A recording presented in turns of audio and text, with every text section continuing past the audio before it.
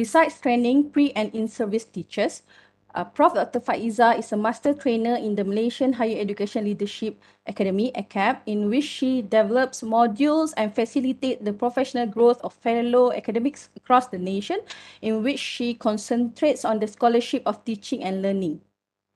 Her research interest includes adult and higher education, TESOL, ESL reading and writing, and also professional development. In terms of networking, Prof. Dr. Faizah has been appointed as an academic assessor by both international and national ministries and higher education institutions. She has also been invited as keynote speakers in several international conferences and of late series of webinars. Based on her involvement and achievement in the field of adult education, Prof. Dr. Faizah has been awarded with the Distinguished Scientist in Adult Education in 2019 by Venus International Foundation, India. Congrats, Prof. Thank you very much. Right. On top of all that, being married with 3 children and a daughter to an ailing mother, Prof. Dr. Faizah believed in family always come first. Wow, what an impressive professional background and also such an inspirational quote for us to ponder. Thank you. Without further delay, please welcome Professor Dr. Faizah Abdul Majid for her sharing on winning FRGS research grant. The WebEx floor is all yours, Prof. Thank you. Thank you very much, Dr. Natasha. Alhamdulillah, it gives me great pleasure to be with everybody this afternoon. But of course, my first order of business is to actually say thank you to Renew and also to RMC and also TNC PI for having this vote of confidence in me, having this floor to share with everybody. And ladies and gentlemen, nothing much different between you and I. Basically, what I have in front of you at this moment is a little bit of my sharing experiences of what I went through and what I have observed. And inshallah, I will give my best to assist everyone, because we look forward to have as much as possible research grant that we could get, especially now this session is specifically meant for the social scientists. Yeah, I've been following the previous presentation by all the other speakers as well. And basically, I note that everybody seems to talk about the same thing, but I will try to make this uniquely social sciences perspective, yeah, simply because we could look at the title later, we could look at the methodology later, and of course the ROs and the RQs, the objectives and the research questions. But before I go any further, I would like to share my screen. Hang on a minute, if you could give me a couple of seconds to do that. All right, I trust that the screen is being shared already, yeah? Can I get a thumbs up from you, Dr. Natasha? Yeah. Okay, Alhamdulillah. All right, so here we go. A little bit about me, ladies and gentlemen. Thank you so much, Dr. Natasha, for that very kind introduction. Kind of personal also towards the end, because you mentioned about my late mother. I had her until January this year, but she was, I lost her on the 13th of January this year. But other than that, the story remains the same. And I'm sure many of us here are also daughters and sons of ailing parents, right? So you know what I mean when I say it just now, that feeling when we've got our mother or our father still with us. But Alhamdulillah, I think my mom is in good hands now. Okay, ladies and gentlemen, a bit about me. Thank you, Dr. Natasha. You mentioned about my research from international as well as local research grant. There you have it. Inshallah, I have some ideas to share with you based on these experiences that I have, yeah? Okay, I'm going to move on. So for the next 2 hours or so, this is what I have in mind to share with you what is research. I've been following, as I said earlier, I've been following the other speakers, and I take note that they immediately talk about FRGS, and they immediately talk about the things that you need to do, especially the technical know-hows and the writing of the proposal. But I suppose it would also be a justice to this series of presentation when I share with you what is research and why do we do research. I always believe in Nawawi too. Ladies and gentlemen, whatever we do, I always believe in the fact that why do we do it at the first place? Do not tell yourself that you're doing it because of the KPI. Do not tell yourself you're doing it because others are doing it, so you need to do it. if that were to be the top priorities in the list of why you're doing it, I think you need to sit back and relax and reconsider why you do it, because at the end of the day, it will actually determine your motivation and the kind of effort you're going to put into it. Now, if you are lucky, inshallah, everybody here would be lucky, you'll be getting the grants, inshallah, one day. You're going to commit to that project for the next 2 years or 3 years. So if you began with the right nawaitu, inshallah, the next 2 and 3 years will be lovely. That's one thing that I could promise you, because I always believe in the fact that when we do things, we need to love what we do, and love what you do and do what you love. It's always also been my personal motto. So these are the four things that I hope to share with you. Why research? And then we're going to talk about what is FRGS, and then some skill set that we need to do some checklisting to see whether we have those research skill sets, and of course the proposal checklist. Now, ladies and gentlemen, the core of my presentation will actually be at the proposal checklist. You know, the first three will be kind of sort of like a breeze through, simply because I want to set the foundation when we are clear why we do research. Yeah. Okay, moving on. Why research? Now, just now you have heard from Dr. Natasha that I also profess in the scholarship of teaching and learning.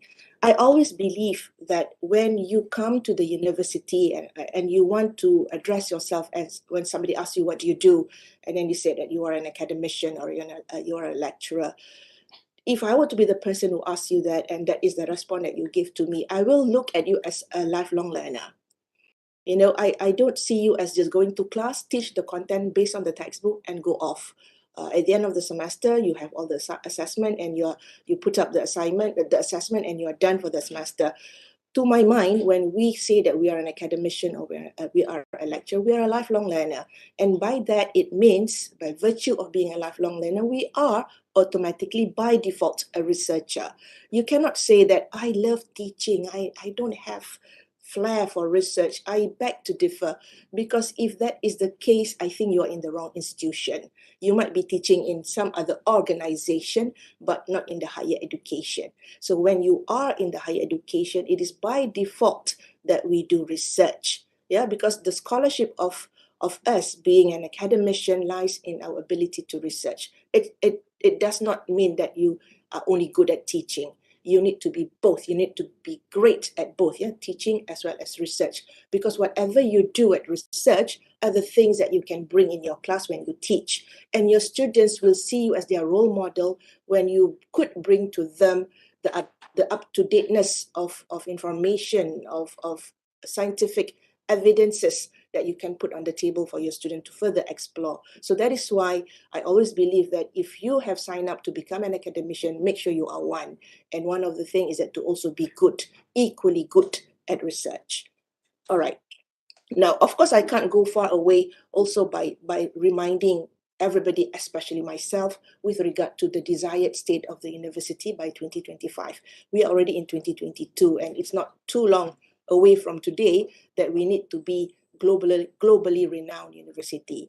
Now, let's not look at the big project. Just look at us as an individual here. What can we, every single one of us, do in order to contribute what we could towards achieving the desired state? And of course, basically, we talk about doing research. So you can see on the right screen, the right-hand side of the screen, these are the three strategic thrusts. You know, we've got quality education, global excellence, and the value-driven performance. And all these three, you know what is the basic ingredient that can really help the university to really anchor on those three strategic thrusts?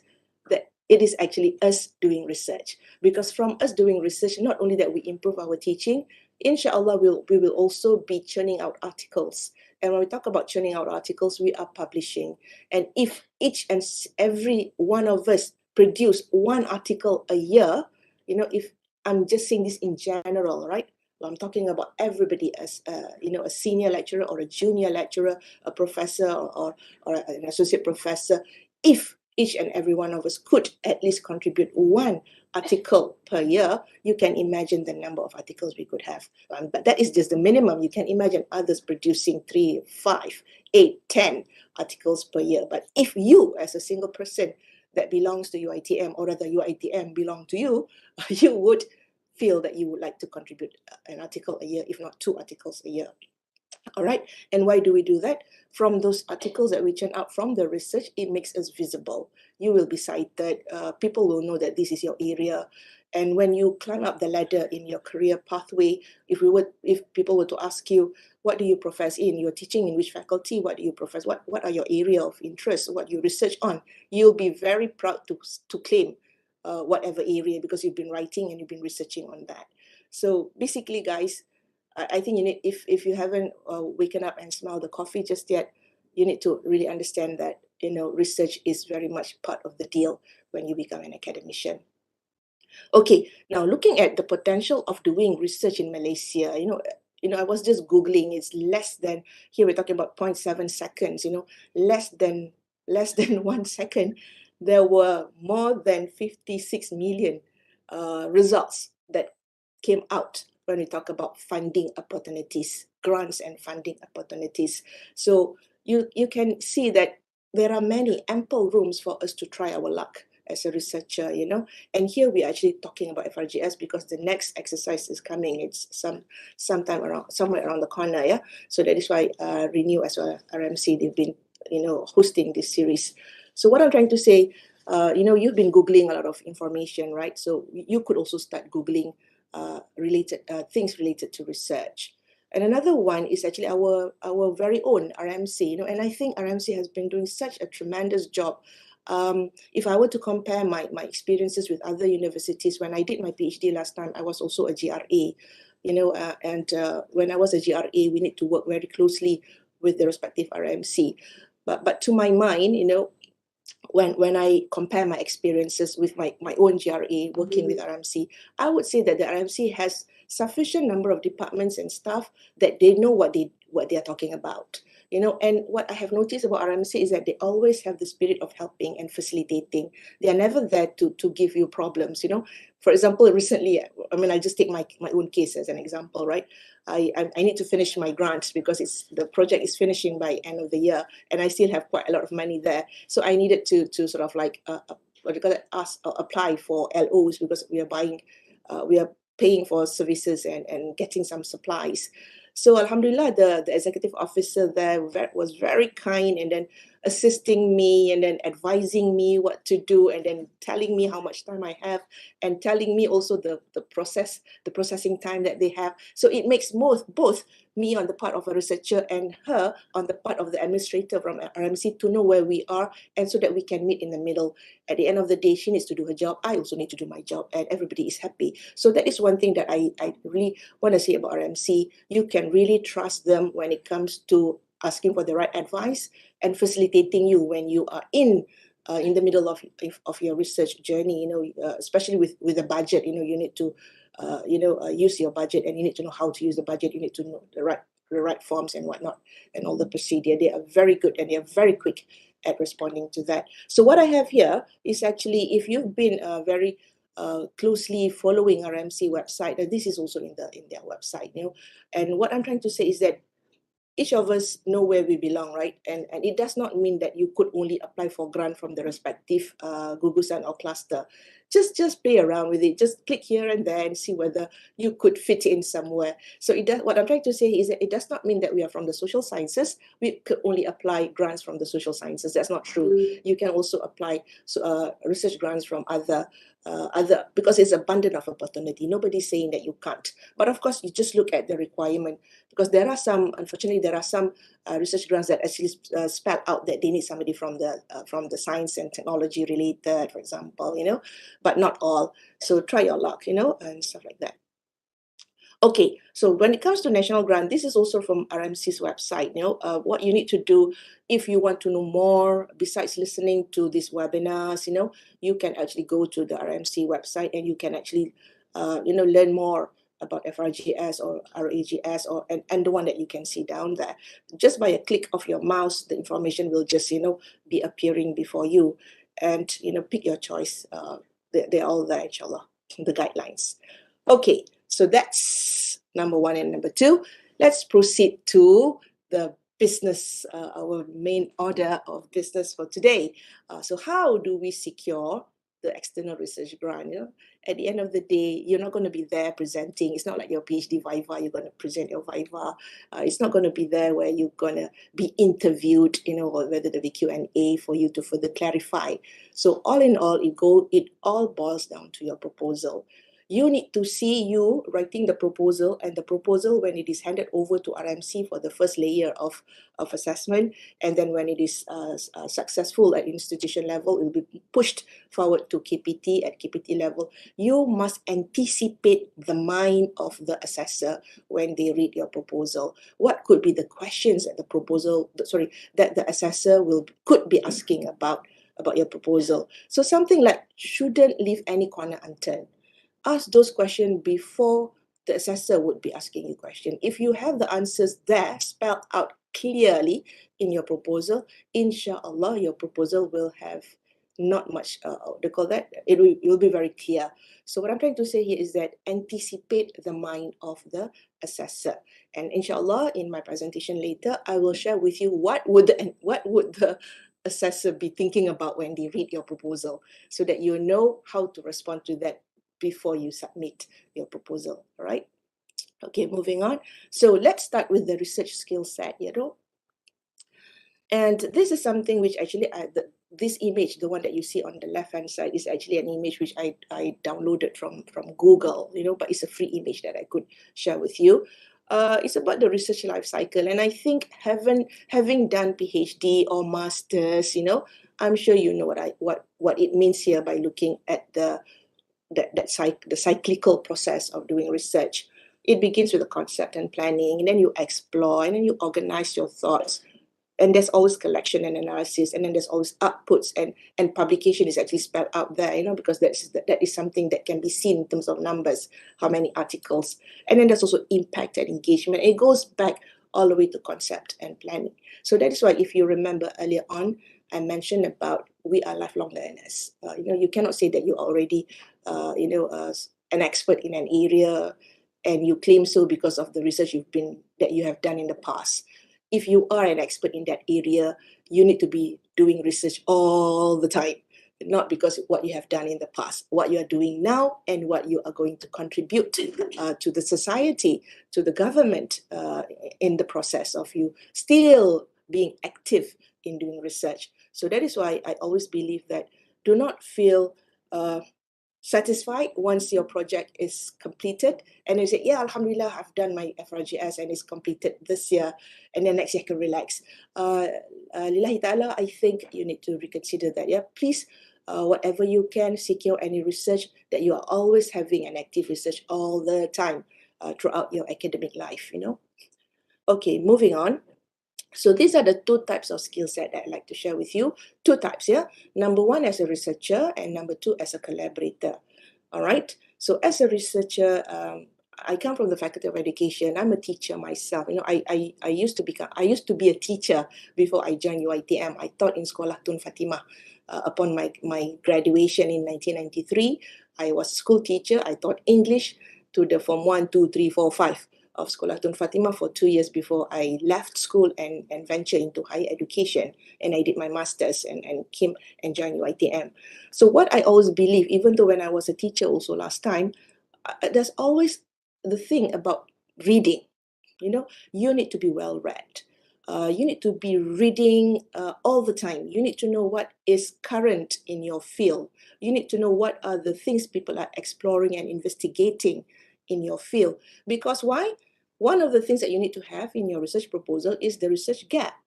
So what is it that you want to come in, that you want to propose? This is a potential research if you haven't been reading well. So those are the things that I think you cannot claim that it is difficult to secure a proposal when the assessor, they read your proposal, they can tell that you're outdated. They can tell that you are proposing a research title by looking at the title, or even by looking at the executive summary. They can tell that you are not aware. You're not aware of what is happening now, because there have already been solution. People are already working on whatever that you are proposing now. So those are the things that I think the first thing that you need to understand as a researcher is that we need to be reading. We need to be reading and reading, constant reading, always challenge what you already know by discussing also with others. That's the idea of we having our buddy support, colleagues from different faculty, talk about your area, listen to them about their area, and possibly you can see a potential gap there when you match your expertise, for example. Wallahu alam, I always believe just by simple talk over a cup of coffee or tea, to some of us who prefer tea over coffee, you'll realize, hey, there are a lot of opportunities that you can actually explore together, and then you make new friends from other faculty, right? And of course, I cannot but also emphasize on the fact that to become a researcher, you must be a thinker. I like thinking, and one of the things that lead to thinking is observing, so you cannot just be reading but not critically understanding what you have read. So that is why I think as a researcher we must also be a thinker. Now, if you think that you don't really, you have been thinking, I'm challenging you to actually discuss what you think about or what you have been thinking with another colleague, with another friend, with another a peer or a friend or a colleague or a buddy, and you can see how much you do not know and how much you think you knew, but actually when talking to others, you see that how people could interpret things differently. So how, what I'm trying to say is that how certain perception of yours can also be interpreted differently by talking to others. So you can further understand, this is what I call the deep thinking. So that could also give rise to ideas of what you can do in your proposal. So that's why I think besides being a well-read, you must also be a thinker. And of course, all that cannot be systematic, the execution of your research cannot be smooth if you are not organized. So that is why I think as a researcher, being organized is also key. Okay, moving on. That is the first skill set that we need to have as a researcher. Now, ladies and gentlemen, my fellow colleagues, I also believe in no man makes an island. You cannot just do a research by, I'm just going to work with my best friend. Because I have seen a research proposal where there's just one person and another friend from the same faculty, applying for that grant. Then I said, kesiannya takkan nak only work with the two of you only. But it also shows, ladies and gentlemen, as an assessor, when I see that what do you call that, the formation of the group only consisting of another friend or just friends amongst you, we can tell when they're from the same faculty, of the same age, of the same grade. That will say a lot about you as a collaborator. When we do research, we also need to show that we are a collaborator. In other words, we have friends from different faculties who are also in our team. We have friends from other universities who are also in our team. We also have friends from the industry or the community who's also in our team. So when you are a collaborator, that will also give the impression to the assessor that you know who to talk to and you know who's who when you want to do this research. So there is great potential when we could anticipate your potential as a collaborator from the list of your research members. And how is this proven? Your resume. Now, ladies and gentlemen, FRGS, one thing they've got that my grant is a system, right? Where from time to time, I'm also telling myself here, from time to time, we need to update our profile.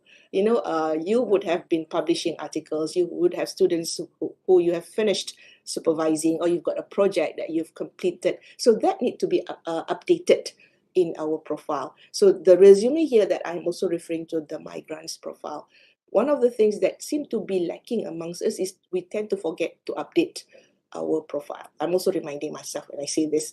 Okay, the other one is network. Remember earlier on I talked about having friends from different faculty, different universities, and also from the industry or the community outside the academic world. So that shows that we've got strong network, because at the end of the day, remember that cycle that I showed to you earlier about research, where it has to be impact, there must be engagement and there must be impact. How can you show engagement? How can you prove impact when your network is just the 3-4 of you from the same faculty, And of course, the rapport. And when we talk about rapport, ladies and gentlemen, in the proposal later, there is a section where you need to provide evidence that you've got a collaborator, either from the industry or the community. And that is not something which you just did in order to apply for the grant. you need to show evidence that your rapport with this potential industry collaborator has been in place for the last 1 year. It has been there. You've had projects together. You have successful projects together, and that will strengthen your application. Okay, we move now to the technical know-how. So what is FRGS?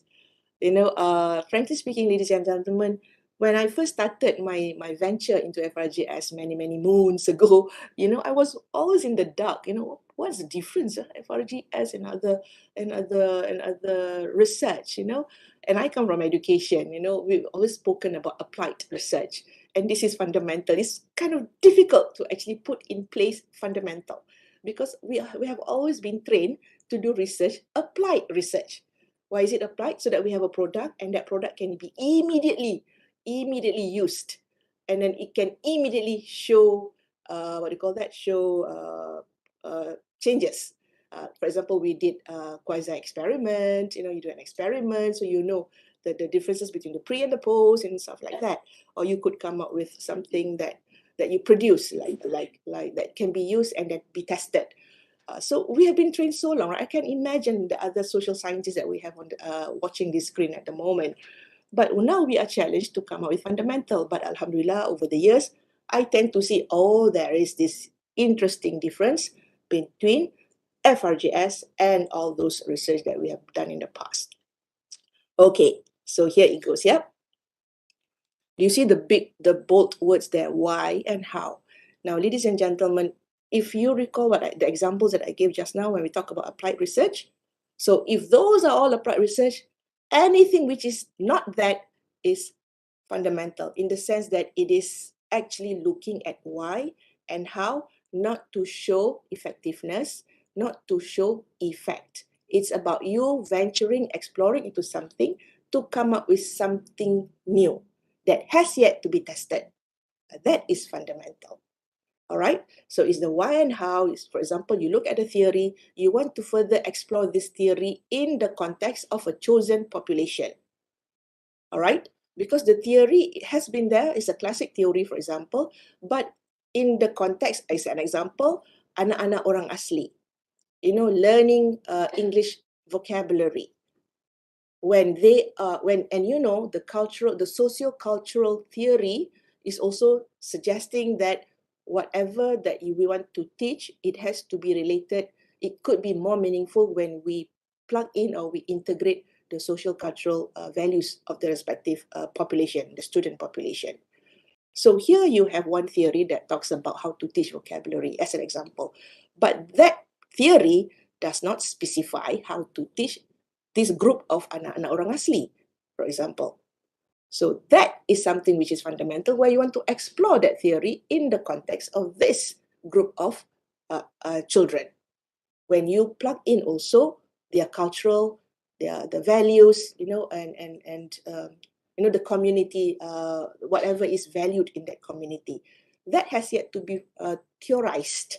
So that is why you go in and explore to further understand, and then you want to match it with the with the theory that you have chosen. So that is why you could explain why is this theory happening the way it is, and how is this theory happening, and you could come up with a new theory, all right, which is pertaining to the children of orang asli when they learn English vocabulary, as an example.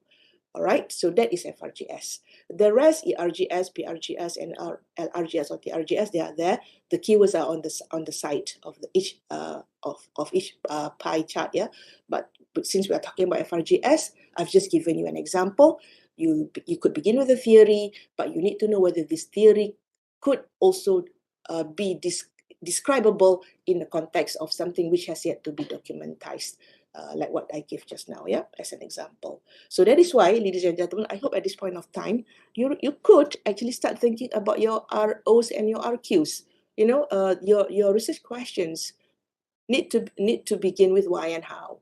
So if you don't have why and how in your RQs, immediately the assessor can say, oh, where is that fundamental element? Where is that criteria of being fundamental in this research? And if you have a lot of what, which, that may potentially suggest it's not fundamental. All right. So if it is a what, if it is a which in your RQs, it may, I'm not saying that it could, it may suggest it is not fundamental. All right. Okay, moving on. Now, when we talk about applying, there are several aspects that you need to fulfill. But you don't have to worry for getting this. When you log into the system Migrant and when you click application for FRGS, the template is there. You don't have to worry. You will not be able to proceed to the next page until everything is already fulfilled in the respective page that you're working on. So you need to identify at least one from each of this, one research domain. From that domain, which research research cluster. And of course, because we are doing this using the government's money, so we need to do things in favor of the government. At the end of the day, we can always say that it is contributing to at least one of the government's agenda. And how can you secure that if you could not identify the 1010 MySTIE, as well as the WKB 2030 and SDGs? So don't worry, these are also in amongst the slides that I'm going to show to you in a while. All right, so in other words, remember I said earlier, you cannot proceed to the next page until the respective page is completed, and you won't be missing this. You need to highlight one, yeah? And ladies and gentlemen, from the assessor's point of view, sometimes there could be a mismatch between the choice of research domain and your research cluster. So that is why thinking, just now remember I said the thinker. So when you choose a research domain, you must make sure you can really justify your choice of research cluster. So be careful, yeah.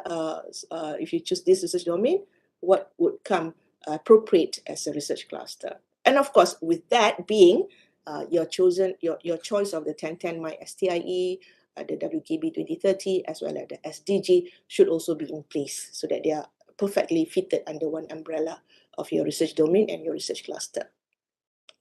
Okay, so these are the research domain. So you can see that there are 7 research domain, to my last knowledge that I know. Wallahu alam kalau for the next exercise they will tambah, but I think it's still the same. So 7 research domain, as you can see on the left-hand side. All right. So number 4 is social sciences. But amongst us also, I noticed we could also go for arts and applied arts. I recall it was Prof. Paranjit who gave a talk for arts and applied arts cluster, yeah, research domain, sorry. So here I am talking about the social sciences. We also have the other 7, yeah. And I think Dr. Natasha, you're from the 7th cluster, right? You're from the information, am I right? No, I'm from technology and sorry, engineering. number 2, technology and engineering. Sorry, I missed that one. Yeah, that's technology and engineering. Okay, so but what I'm trying to say is that even though you're from technology related faculty, you could also apply social sciences. And people from social sciences, I assume a majority of us here are from the social sciences faculty, we could also apply research domain of technology and engineering. For example, you want to consider the framework when we developed mobile apps. Going back to that anak-anak orang asli just now, the mobile apps for children, orang asli children, So that could be under research domain of technology and engineering. Now, once you have chosen the research domain, yeah, I repeat, yeah, walaupun we are from social sciences, it does not mean that we can only just go for social sciences. All right. But, and also, guys, having said that, when we are from social sciences, we would also have competition from our colleagues from who are from a different faculty. What I'm trying to say that there are engineering lecturers who actually applied social sciences. There are medic lecturers who actually applied FRGS under the research domain of social sciences. So you see, the competition is tougher and tougher because it does not mean that it's only you who are applying for social sciences. There are people from different knowledge discipline, that apply for social sciences research domain. But it makes sense because they are, for example, doing research cluster number 5, education and knowledgeable civil society. All right. It also makes sense because if they want to do number 7, social and economic well-being. All right. It makes sense because they have that expertise. They could come from the medical faculty or the social, from the science kesihatan, but they could choose social sciences, and then they choose social and economic well-being, because their approach later, ladies and gentlemen, their methodology later will very much be focused on social sciences research methodology design. You know, in the sense that there's a lot of observation, it's a case study, they're interviewing, they're observing, they're analyzing certain documents. You know, you can imagine nothing technical, nothing statistical about it. So these are people from different discipline who are actually applying under the cluster, under the research domain of social sciences. Okay, moving on. So these are the things that I said earlier, you know, about the SDG, you know, the 17 themes. I don't have to elaborate this a lot here. And you've got the 10 MySTI just now, and also the KEGA, the Kawasan Kemakmuran Bersama, so there are, you can see that there are 15, so you need to choose one. But of course, your choices must relate, it must tell a story. Okay, for example, if I could go back, as an example, I choose social sciences, and then I go for education and knowledgeable civil society for research cluster. And then over here, I will go for culture, arts and tourism, this one, for the MySTI. And for this one, I would go for, hang on a minute, let me see. It could be this one, Revolusi Industry 4.0. You're wondering what I'm going to do here. And over here, I go for quality education. What is it I wanted to do? I've got Revolusi Industry 4.0 here, right? And I've got this culture, arts and tourism. I want to help the anak-anak orang asli to learn vocabulary using their culture on a digital platform. Make sense tak? So that is why I kata my research domain is social sciences, education and knowledgeable society. I chose culture, arts and tourism. I'm focusing on culture and arts. You know, I'm going to use replica of their artifacts, you know, of their crafts, of their painting or whatever, you know, or their design, you know, their batik design, you know, their handcraft, that put vocabulary. And then under Revolusi 4.0, I've got that digital platform. It could be an mixed reality or augmented reality. I want to awe the children with some gamification. And of course, it'll be quality education. So it tells a story, right? In the sense that, that's why I said, when you choose the research class domain, when you choose the research domain, it must relate to the research cluster, which are also relatable to these three. All right, so if they are not related, and this is the first thing that you need to do before you venture into the proposal writing. So when you tick is on the first page after you put your name and the title, you need to identify your research domain, your research cluster, the MySTIE, KEGA, as well as the SDG. That's the first one before you venture into your writing. So ladies and gentlemen, what I'm trying to suggest to you here is that think of the whole proposal concept, and that concept will guide you of you choosing which of the SDG, which of the KEGA, and which of the MySTIE. All right? Okay. So far, so good, I hope.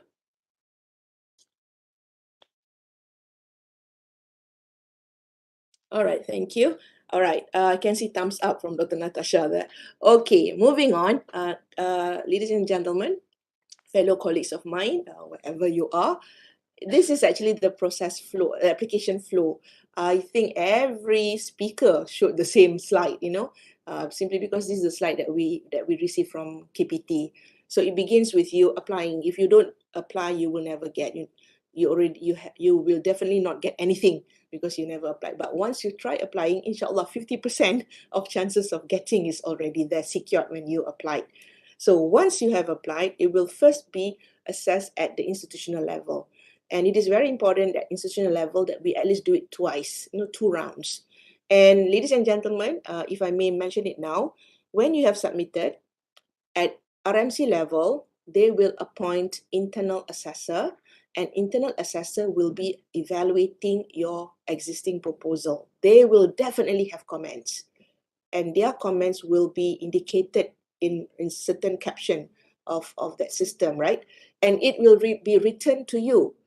When it is written to you, it is your duty then, because you already submitted, right? That's your first round of submission. So when it has been processed, first round by the assessor, it will be written to you. It is dutiful of you to respond to those comments. And when you respond to those comments, if I'm not mistaken, this is something which we discussed about a year ago, is it a year and a half ago, where RMC's the system developer has assisted us identifying this is round 1 and round 2 through and also this is comments and this is feedback through color coding, and something like that, if I'm not mistaken, So don't worry if you don't understand what I'm talking about, but the moment you are in the practice, when it is written to you, your proposal, you will see those comments and you need to respond to those comments. And in responding to those comments, you may disagree, all right? I'm not saying that you cannot disagree. You may disagree simply because maybe the assessor misinterpreted you. So you need to clarify things. All right. So when you disagree, you must share your justification why you want to retain whatever that you are proposing in that proposal. All right. So you know why I'm saying it's very important that you put that down in the caption provided to you, simply because at penaziran level at JPT, they want to see that we have done this. And actually, we must need to do it at least more than once. We need to do it twice. All right. So if once you've done the correction and you return to RMC, and then there will be the second round, the same evaluator will look at your maklum balas, at your feedback, and they will tick if they see that you have done the correction, or they will also agree if you disagree with them, and then they will see they have understood you when they have read your justification. All right. But if they still disagree, they would put a cross. And you know what, ladies and gentlemen, don't assume it is done at that level. The proposal might be written to you for the second time for the final version. All right. Now, why am I saying this? In order to show to the penazir from KPT that we are very tedious in our assessment, we need to show evidence that we have gone through 2 rounds. All right. Okay. And now, I have heard this before, and I think it's only fair for me to mention it. Yeah, some of us would say this: when you were assessed first time, and you have responded, and then the second time came further comment on things which were not commented earlier. Now, ladies and gentlemen, with all due respect, I think that happens simply because the first time the assessor didn't see it. That's number 1. Or number 2, the second time when they look at your proposal and you have amended, right? You have made some changes, and those changes created rooms for further questions. So please be open to the fact that there are comments still, new comments still in the second round. Remember, whatever that we are doing at RMC is to show that we are tedious and to show that we have been facilitating the development of your proposal. All right. So please have good faith of our colleagues at RMC who are doing this to make sure that we can secure the grant that we are applying. All right. So once that is done, at least 2 rounds, the RMC will finalize, and then the shortlisted one. How do we know the shortlisted one? There is a certain marks that need to be hit. That will be identified as the one that we will push to KPT. And then berlakulah what will happen at KPT, the same thing like what happened in RMC. Our proposal will be assessed by the assessor. But unlike RMC where it could be written and then ding dong 2 kali, 3 kali, 4 kali pun ada, at KPT level, no. Just one time. Just you submit, that's it. And the fate of your proposal is there. So that is why, to me, the RMC level of assessment is very, very important, so that you can really secure, you were successful at RMC, you could also be equally successful at KPT. And finally, peringkat KPT, they have a deadline. All the assessor will have to submit all the grading, all the assessment by so-and-so date. And then, of course, the perakuan will happen at GPT before they release the results. Okay, so far so good. You can see the process.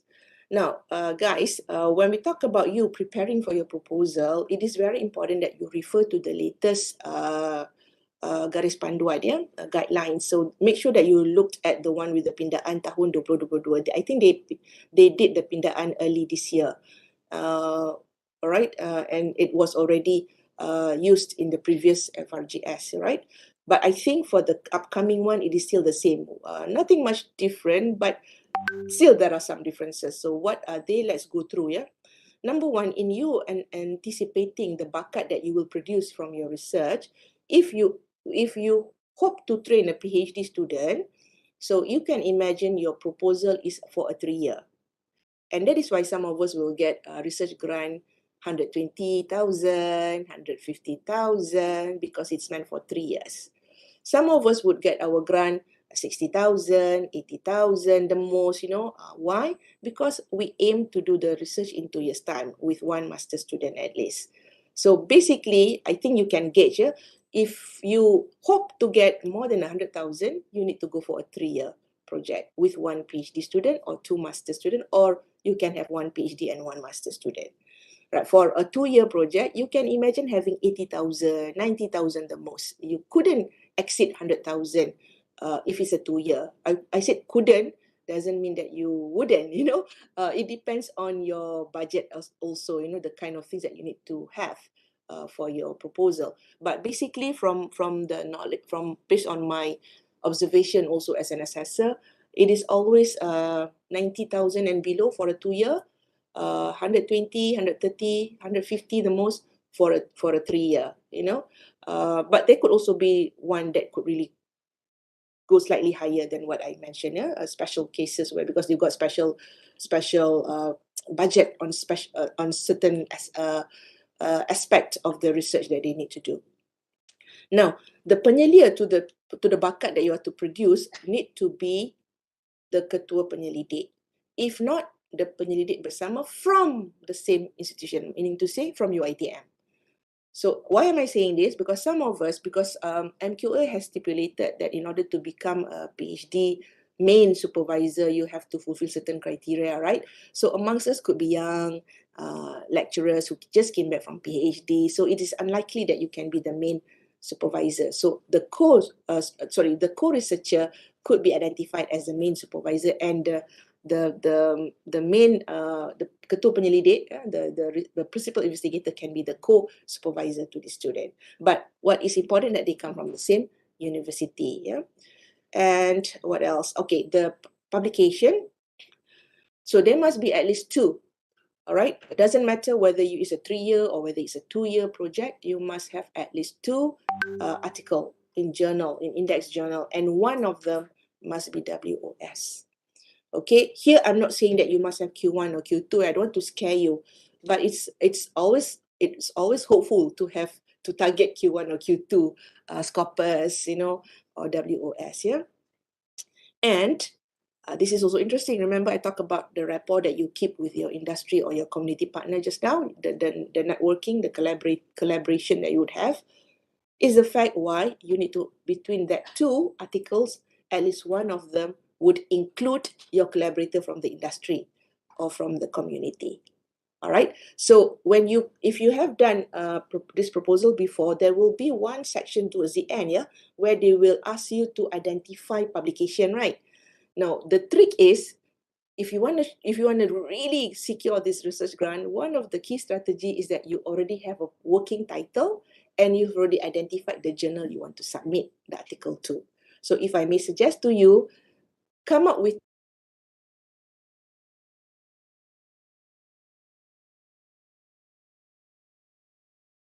and also supply information that this is WOS or Scopus, Q1 or Q2, and so on and so forth, and impact factor of the journal if you could.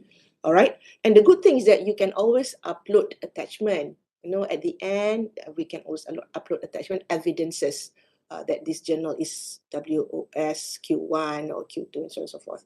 And Harta Intellect, you are actually encouraged to produce one Harta Intellect. Most of us would go for copywriting. Of course, you want to go for innovation competition, right? And as you rightfully know, one of the things that could secure you a gold medal is that you have your product copyrighted. So you're doing one thing for many, many purposes, competition, getting that goal, but of course, also for the research. Okay, now, if you are already an FRGS recipient, or rather an alumni, you've already gotten a research grant before from FRGS, it does not mean that you cannot apply again. Yes, you could, but there are cases that you need to consider. Number one, if you have completed the research 100%. To you, you claim you have completed it, but go to the system, go to RMC, go to My Grant and see whether your 100% completed has been endorsed by RMC. If it is not endorsed yet by RMC, it's time to alert RMC. All right. So it has happened in the past where we've got a few colleagues who have finished, have completed, but because there is no endorsement from RMC, KPT said yet to submit final report. It's not yet 100%. So please be very careful. Sometimes you can get frustrated, because to come up with a proposal is not easy. Only to realize you cannot submit because you've got a pending final report. So check on that. Now is a good time to check, And number two, if you are already in the midst of your FRGS and has yet to complete, you must ensure your reporting in the system, in the monitoring, you have reported at least 75% completion. If it is below 75%, what you could do is quickly finish something that you need to do and then alert RMC to endorse it so that you have nothing less than 75% of the current or the existing research under FRGS. Okay, next. Okay, this one is the additional criteria. Now, ladies and gentlemen, the last time that I learned from Kementerian, this is not compulsory. This is not made compulsory. But everywhere I went, when I listened to people giving talks, experts giving talks on FRGS proposal, they claim that although it is digalakkan, you make it as if it is compulsory. You do it because the moment at the end, when your overall marks hit 75%, the marks that you get from pattern search, will be bonus. It will be topped to your 75%, your minimum 75%. So in other words, you could secure extra marks when you actually have evidence of your pattern search. So it's not difficult to do. I've done it. People like me can do it. You guys can also do it. So what you do is just go to this website. The address is there. And what you do is that you need to give keywords related to your proposal and see whether anyone else around the world has done anything related. So you will get the report and you get to choose the report and you can download the report, which you need to upload later in your My Grant, to show that. And then you need to write a little bit of a summary based on your pattern search. I'll show you in a while. Okay, so this is the one that I said just now, yeah? So when you want to apply, remember earlier on that I said about choosing your research class, research domain, research cluster, my STIE, KGA, and then your SDG, they're all here. And then project leader, make sure your profile is updated in My Grants because it will be put out from there. Your research info is actually your proposal. It will begin with that executive summary and then your objectives and then to the end of you coming up with your, they will ask you for the novelty, the elements of FRGS. And then equipment and material, if you need to have equipment and material. I'm not saying that we can't, we could, but you need to really, convince that this is really necessary for your research. For example, if I can, yeah. Many speakers I heard have mentioned that you cannot buy a laptop, you cannot buy printer, you cannot buy this and that. It's also spelled out in the guidelines. But for information, in my current research, the one that I'm working on now is related. I'm working on something to help children with autism. Vocabulary learning, biasalah budak TESOL kan. Vocabulary learning for children with autism. So we are coming up with a VR module, virtual reality module for children with autism to teach them English vocabulary. So of course I needed to buy handphones, because the handphones would be the one where we're going to have the application, the platform for the application. So I put down that I need to buy this equipment and I said smartphone, smartphone. So at one end, it's quite easy to say, no, you cannot have that, equipment macam ni tak boleh in your research. But then if you have already explained from the beginning, it's virtual reality, how can you actually provide virtual reality if you don't have that smartphone, kan? You cannot just, where do we put it? Not in any any laptop, right? So you need to have that smartphone. So that is why my application to buy smartphones could be approved, because it is related to the learning tool that I am trying to develop.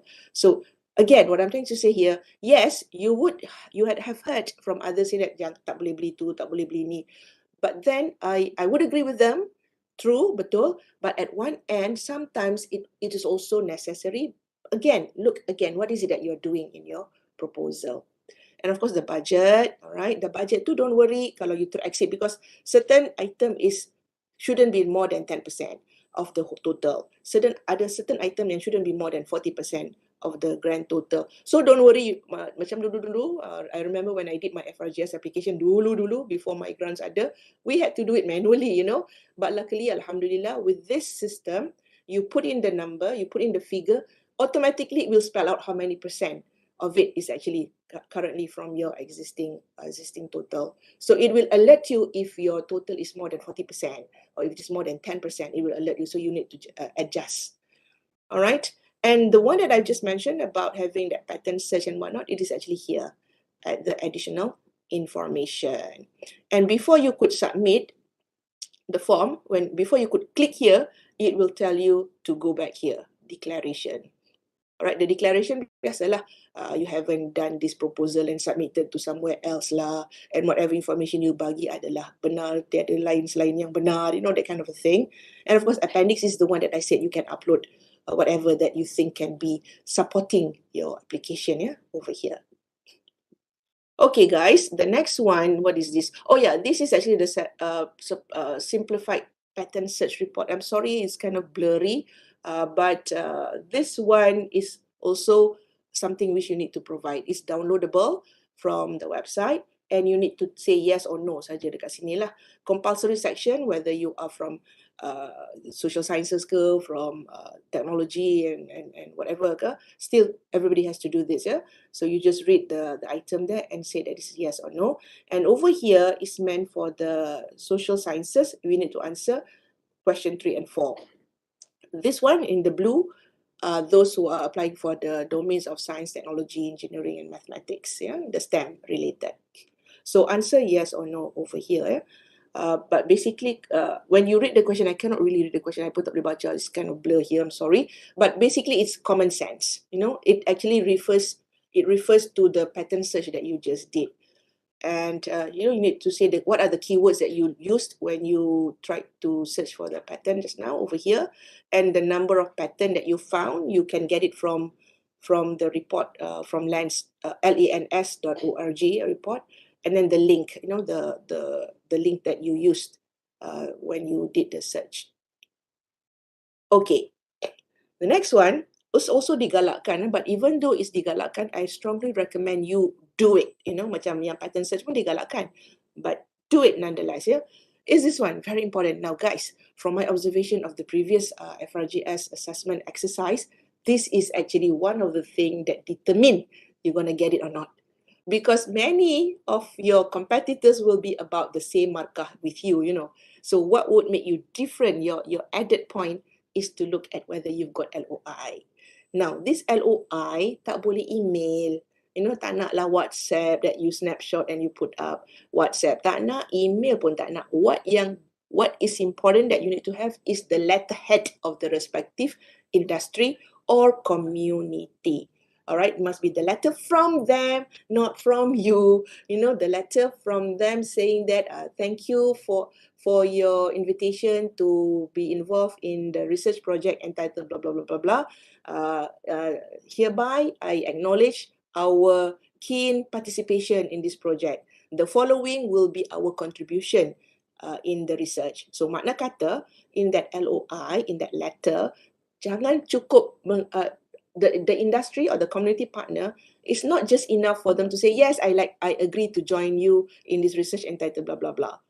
Full stop. Nope. What you need to also have in that letter is to also indicate that collaborator of ours will contribute apa. For example, we will provide the space when you come and observe the children, orang asli children. We will communicate with the teachers of the school so that you can gain access to the school.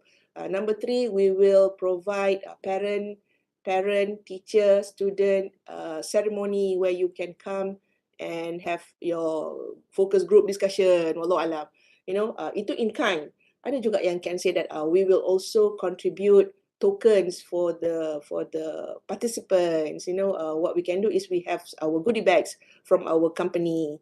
It's a way of our marketing also. Wallahu alam. So that need to be also mentioned in the LOI. When you have that, inshallah, it's such a strong proposal.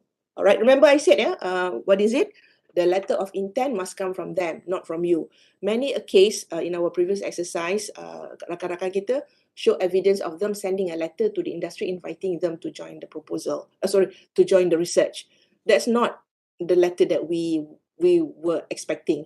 The letter that the assessors will be expecting are the letters with the letterhead of the company or the industry or the community saying that they will be involved, and they also mention, this also spell out how will they contribute. When you have that, inshallah, strong your proposal.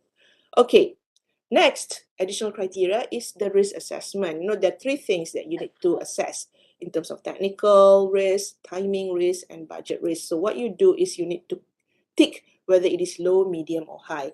Now, there is no right formula for me to say that everybody must say low, low, low, low, low. Kalau macam tu pun bahaya juga, because if you say everything is low to the assessor, kalau I lah jadi assessor, I will say, has the team really considered, is everything low? So kalau low, maknanya you minta 80,000 budget, we can give you 40 saja because it's low. Right? So be very, very careful when you want to decide your risk level. For example, kalau timing you put low juga, so then kita, have you considered kalau lah terjadi another pandemic, kalau lah terjadi you need to extend, and then di sini you kata low apa kat sini, So those are the things that please be very, very careful. I'm not saying that you shouldn't put low, maybe you could, but is it really rightful for you to determine that it is low, stuff like that. Technical, mungkin boleh jadi low because the research can still go on despite the fact, because you are not depending too much on technical. Wallahu alam, you state that. But in my case, the one that I'm doing now, that virtual reality module for children with autism tu kan, I put technical as quite high because that is the big bulk of the research. If I don't have approval when I want to buy bekalan I ke, supply I ke, or pay the vendor for the relevant services ke, then my project will not be successful. So on that note, for technical, I put high. So that explains why my budget for this aspect must not be slashed out. In a way, I'm giving them that kind of impression. Okay, so not just this, you need to also provide SWOT analysis. Provide that SWOT analysis, put that in the appendix. And then, of course, all this assessment is for you to consider before, during, and after the research as a whole. Okay, next. Now, budget. Pun dah dengar banyak kali, I'm sure, so I don't have to really repeat it many times. But what I could say about this, you can read it from the screen, and this is quite, what they call that, very clear. Yeah?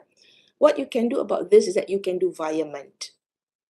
Towards the end of your proposal, towards the end of your research, contohlah, then you kata, I've got so much from here, perjalanan, but then I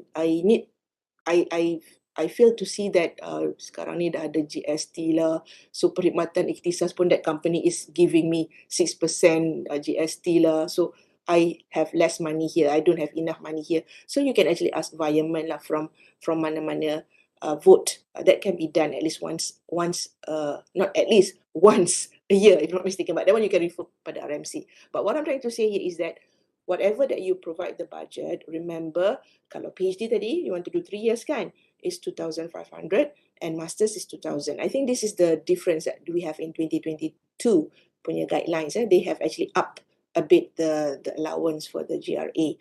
And the good thing about it that you don't have to worry about EPF or perkeso. You don't have to have a cut. You don't have to be accountable to the GRA's EPF or perkeso. It's not within the need for you to do that. Enough for you to give them the allowance of, if it's a PhD student, 2,005. If it's a master's student, it's 2,000. Okay, moving on. Okay, now remember, it's very important for you to note all this, you tidak dibenarkan to buy anything yang seperti tertera. Except for, remember earlier on I talked about this one? When I said because I'm doing VR, how can I do VR without a phone, right? So that's why I have that exclusion. Again, I said even though it's spelled out here, it does not mean that you cannot. You must have very good justification why you must have this, for example, yeah? Okay, of course you cannot ask for budget to pay for the utility bills, or telecommunication, stuff like that. Alat-alat pejabat tak boleh, because the very idea of us, because we are in the university, so we use the resources that we have in the university. So that's the idea. FRGS has always been on that platform, when we here, I'm referring to KPT level, when KPT agreed to give us that money, it's also the impression that the university is also supporting this. So it does not mean that you cannot use the photostat machine or the telephone from your office or the fax machine or the whatever that you claim you want to have in your budget, tak payah, because the university would be able to supply that. So that is the justification why KPT kata benda ni semua tak boleh ada. Because what's the point of you coming from a university, under KPT, yet you are asking things which are already available in the university. That is what it means, yeah. Okay, ruang. If you are asking for sewaan ruang in UiTM itself, that is not possible because you are from UiTM. All right, so work closely with Renew, how they can help you getting ruang-ruang yang tak perlu dibayarkan sewa lah, because I know some ruang in UiTM kita kena bayar sewa kan, walaupun kita from UiTM. But because it's research purposes, again I said always refer to RMC. They are always happy and friendly to help you. But if you want to sewa ruang dekat a different university because they've got a lab there. Example, I punya example lah. We've got Pusat Autism Negara. It's not in UiTM, it's in UKM. So when I go there, tak boleh free je kan nak guna the lab facilities there. So nasib baik budi bicara the head of the Pusat Autism Negara, because dia pun kebetulan co-researcher. Dia kata tak payah bayar lah, you come over here and do this observation of the children. But if she wants to charge, then I could use sewaan tadi one of the votes tadi under sewaan. But make sure sewaan ruang itu adalah not within UiTM. Okay. All right. Oh yeah, and one more thing. Remember we got that collaborator just now, right? Industry ke, community ke. Even diorang pun cannot be charging us for sewaan because they are the collaborator. That's the reason why we collaborate with them. All right. Okay. So assessment criteria. So these are the things. There is one element in the rubric for assessor to see whether there is this element of FRGS ataupun criteria.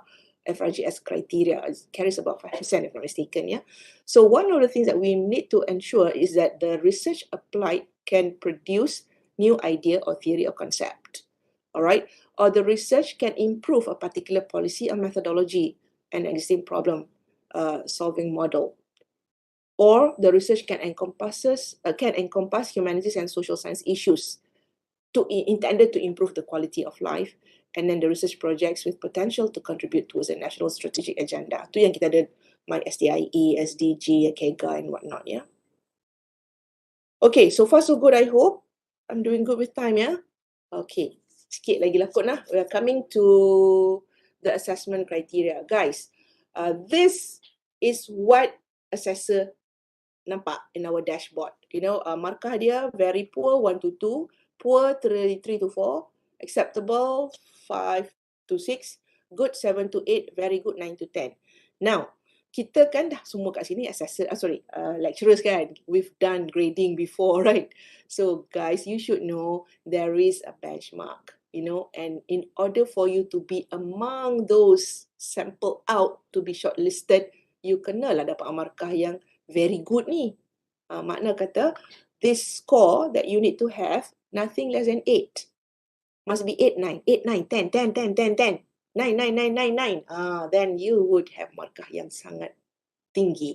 And that will be automatically in the pool to be pushed to KPT. Kat KPT juga, katakanlah markah you 9, 9, 9, 10, 10, 10, 10, 8. All right, so you would be among the pool to be considered a recipient of the grant. Now, dekat KPT level, they have their, what they call that, they already identified tahun ni berapa puluh juta, lepas tu 10 juta tu pula nak bagi pada setiap kluster-kluster ni kan. So the ketua cluster will advise all the panel penilai, we have so and so amount of money, so we try to give as much as possible pada as many as possible researchers to receive this grant. But because there are competitions kind of tough, there is this what they call the bench line. So that's why the bench line is nothing, markah tak naklah kurang daripada 80. But you must imagine, you are also competing with people from Perlis sampai ke Sabah. You know, all the universities, private as well as public universities can apply this. You tak nak jadi 80 markah saja kan. You want markah you 90 and above. So that is why if you really want to secure that, sometimes it's so good at university level. You tahu markah you tinggi dekat university level. Tapi sebenarnya kenapa tak dapat ya? Why? Because there are so many others who gotten results higher than yours dekat KPT level. So that is why you need to make sure always aim high. All right, always aim high. Always aim to get 10, 10, 10, at least 9 in this criteria. So what are the assessment criteria, guys? Number 1, your title. I have heard from all the previous speakers all talk about the title. How the first title give us the impression whether this is fundamental or not. Daripada title saja they can say, this is not fundamental. You already lost your 5% there, you know. And the executive summary is 10%. I don't have to read it out to you. You can just read it on your own over here. But what is very, very important for you to realize is here, nombor 5 ni. 25% is on the methodology. So if you give a skimpy description of your methodology, you know, half a page, paling tidak pun 1 page, lepas tu tak ada appendix, tak ada uploaded any illustration, you know, flow chart ke, the research procedure, you know, how do you ensure trustworthiness of your item development, instrument development, and your analysis.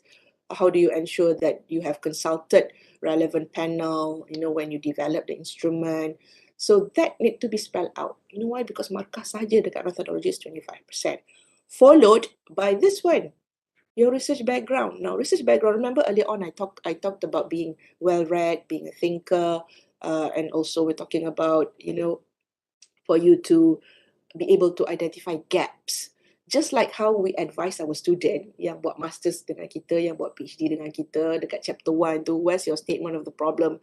I don't see the statement that defines the problem. Samalah juga when assessor read your proposal. Kita orang tercari-cari mana statement yang actually spell out the problem. So that research background is very important, that you spell out the gap and why this need to be conducted, because it hasn't been conducted before. Okay, so the research background is 15%. And of course, you need to spell out the relevant objectives and questions. Following that would be your objectives, you know, 12%. Objectives is very important. You know, the SMART formula, right? The objective must be SMART, must be specific, must be measurable and observable, relevant and time specific, you know, and so on and so forth. I don't really have to elaborate further. So these objectives need to tally with what you have stated in the research background. So the research background will give us the impression, I can imagine what the objectives will be. And from the objectives, this will be the questions. So that is why methodology, research background, and objectives, these 3 alone is giving you more than 40% markah. All right, so if you're really calculative about the marks that you need to get in, really concentrate on this. All right, but of course, having said that, I don't mean you to forget about executive summary. You know why? Because first round assessor, I'm giving me as an example. I'm giving you me as an example. When I am given that proposal to read, first thing I look is at the title. From the title, I can tell whether, I can imagine what the content will be. And it could be sometimes be to my dismay when I read the executive summary, nothing got to do with or it's telling about a different thing from the title. So then you can easily imagine markah title will be gone. All right. And then executive summary, this is where you spell out the 5 things. You need to spell out the research background, you need to spell out your methodology, you need to spell out your, what do you call it? The gaps. Yeah, I forgot about the gaps. You need to spell out the gaps. So those are the things that you need to have. Okay, let me show you further detail. Right over here. Okay, this one, bonus marks I've given you, I've already mentioned this to you, right? Even though it is digalakkan, I've mentioned this earlier, buat jugalah, just still do it, because you never know, these are the ones that will push your marks to be 90 and above, right? Okay, because why, as I said, you can read at the bottom there, bonus marks given to criteria yang digalakkan if proposal already obtained markah more than 75%. You can imagine so many people getting 75%, but they didn't do the carian pattern or the collaborator with industry. But if you did it, you would have that extra marks. Okay, so this is a marking scale. All right. Now, guys, remember just now I showed you the items, right? So these items must all be above 5.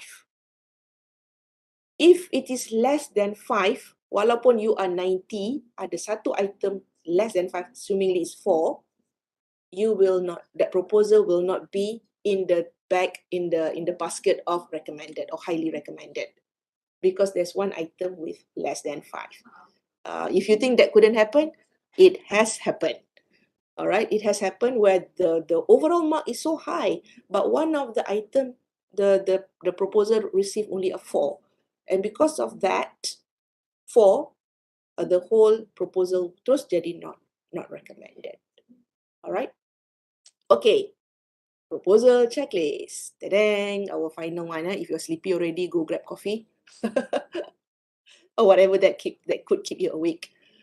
All right, number 1. I told you already just now. I'm repeating myself. At the end of the proposal, dia akan tanya, there's a question on publication.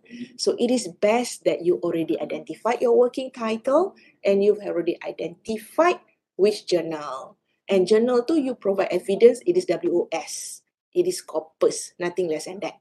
Alright, lagi bagus kalau it is Q1 or Q2, alright? Okay, clearly stating FRGS as the source of funding dekat dalam publication tu nanti, and it is highly recommended that you publish with the industry. If you list down the 2 work potential articles that you're going to write, you could also include which one that will be written with the industry. So you boleh terus siap tulis name of author, corresponding author, and the co-authors. All right, and then it is also required of you at the end of the proposal of the research 90 for you to produce an IP. It's highly recommended for FRGS to apply local dahulu. So I think this is the thing that you need to work with UTV before the international, get the local one. And then jangan ingat it belongs to you as an individual. No, it does not. It belongs to the government and the university. Yes, you can go around to all this competition and get goals, as many goals as you can. But still at the end, bila retire, you cannot claim and bring it back home. No, because it is UiTM yang punya, bukan Ahmad Albab yang punya. Okay, a little bit of joke ala konon lah, nak joke sikit. Okay, and of course, IP is managed by the university. All right. Okay, details of researchers. Remember earlier on I talked about your resume, right? So this detail of researchers, please update your profile dekat dalam My Grants tu, ya. So to be provided as requested. And the thing is about My Grant, you can actually invite co-researcher from different university, different faculty boleh, different university pun boleh.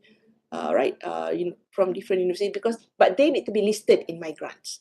So if they haven't, you ask them to sign in. All right, sign up. Okay, location of research must be stated, and then if possible, get other institutions be involved. Kan tadi kita nak galakkan kawan daripada UKM involved. So Pusat Autism Negara must be one of those location. All right, as an example. And then the research area, you need to select appropriate area as per list. I would say, okay, going back to another research of mine, I'm doing something also on anak-anak orang asli. Then you could spell out anak-anak orang asli in Terengganu. I've got one FRGS doing English vocabulary for anak-anak orang asli using their cultural heritage as inspiration lah, for our passages, what do you call that, textbook passages. And of course, the duration of the research, the maximum is 3 years. Your choice. You may want to have it only 2 years, or you think that, let's just do this for 3 years, and then you can really explore further. Of course, it also depends on your ROs. Bukanlah suka-suka hati je kita nak buat 3 tahun. It must also reflect your RO and your RQ. All right, so for the other researchers, it is strongly recommended that you need to include experienced researchers. Alright, so katakanlah you baru balik PhD, this is only your second year in UiTM, and then you've got this idea, the proposal semua kan. Your team track record must comprise orang yang berpengalaman. What do you mean by orang yang berpengalaman tu? You have a professor there. You have an associate professor there. Tapi bukan setakat nama dia Professor so and so. Dia sendiri pernah buat research. Alright, because why? Assessor ni akan klik dekat your member ni. Because member ni akan berdaftar kat Migrant kan. Kita tengok, oh dia buat research juga. Oh dia boleh jadi mentor, dia boleh make sure this group will complete. So we can have a higher level of confidence when we see that one of the senior team members of yours are himself or herself an avid researcher. Alright, and who has had successful research and completed, yang penting completed. Alright, so it's suggested here that you have minimum 2 researchers, minimum now. Suggest 3 researchers in a team, maximum of 5. Walaupun dia 2 sebenarnya tak strong lah, as I said earlier lah kan, it shows how lack collaboration you have. And then a balanced team would be desirable because it will reflect the team's track record. I've just mentioned it just now. And do not forget to check the CV, the junior head, senior collaborator. And if the principal investigator tak ada PhD, tak ada masalah. Don't think that orang yang ada PhD saja boleh jadi principal investigator. Wrong. The young ones can be the PI. And if I can share this with you, sedikit rahsia, sebenarnya FRGS ni memang ditujukan khas untuk pensyarah muda. Betul kan Dr. Natasha? Sebab kebarangkalian pensyarah yang dapat FRGS adalah pensyarah muda. Macam saya dah dapat profesor kan, nak apply FRGS ni, I cakap terang I dapat FRGS ni 3-4 tahun lepas tau. Bila I nak apply baru-baru ni, susahnya nak dapat, I cakap terus terang. Bila I put myself as principal investigator, from my own experience, it's difficult for me to get. But when I'm a co-researcher, a younger lecturer becomes the principal investigator, dapat pula. So what does that tell?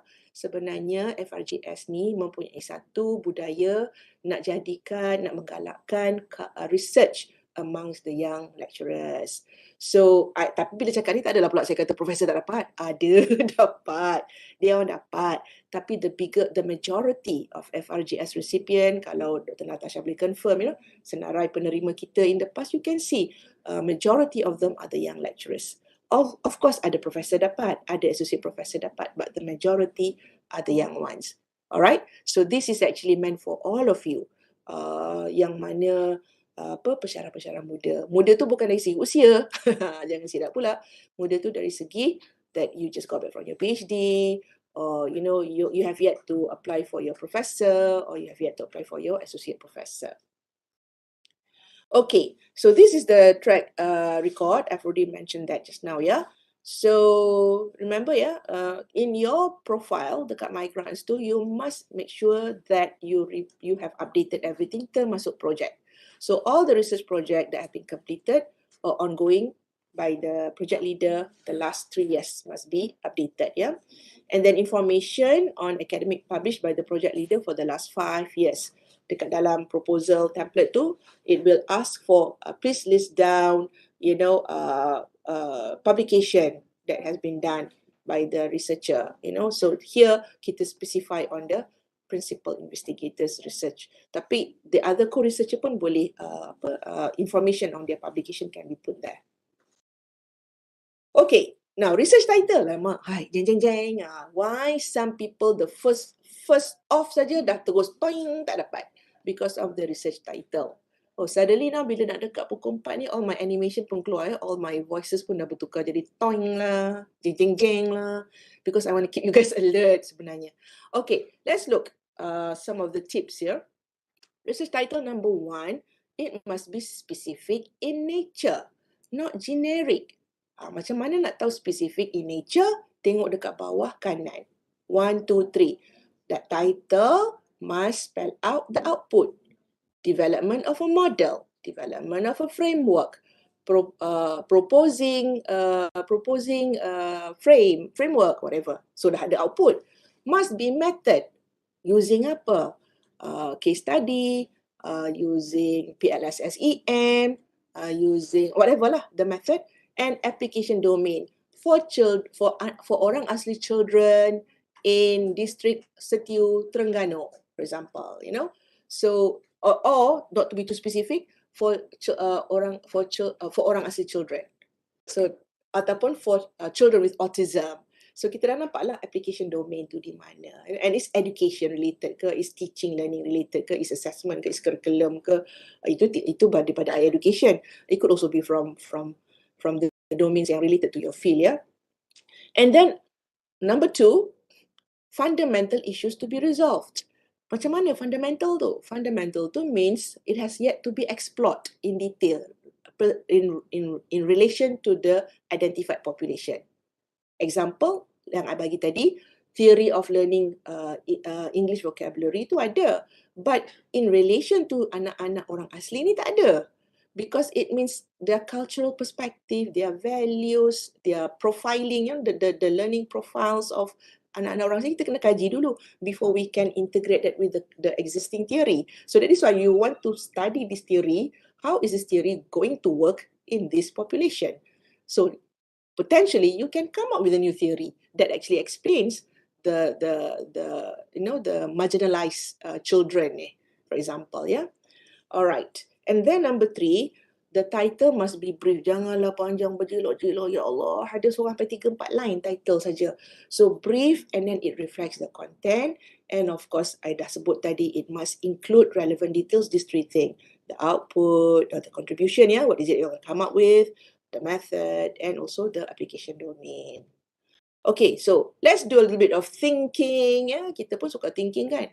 What do you think? Yeah, Cik, what do you think? You don't have to answer me. Kita discuss sama-sama. You discuss with yourself and maybe your friend sitting near you. Developing model. Nak develop model dah. For 21st Century Digital Learning Platform. That's the title. Short and sweet. Developing model for 21st Century Digital Learning Model. Yalah, tapi macam mana? For what purpose? Learning domain apa? Makna kata number 1 tu only output.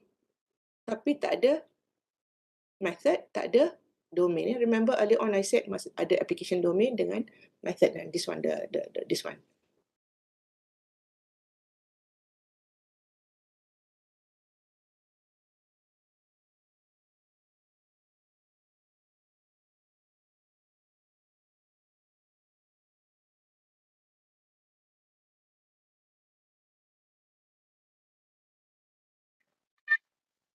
Prof, I think we have lost Prof here. Yeah.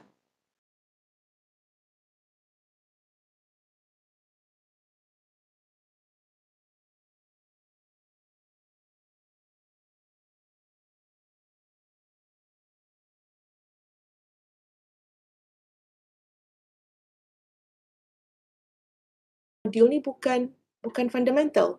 So be very, very careful what you mean by the training module. If it can be applied immediately to train the children with special needs the English vocabulary tu, then it's not fundamental tau. Dia jadi applied.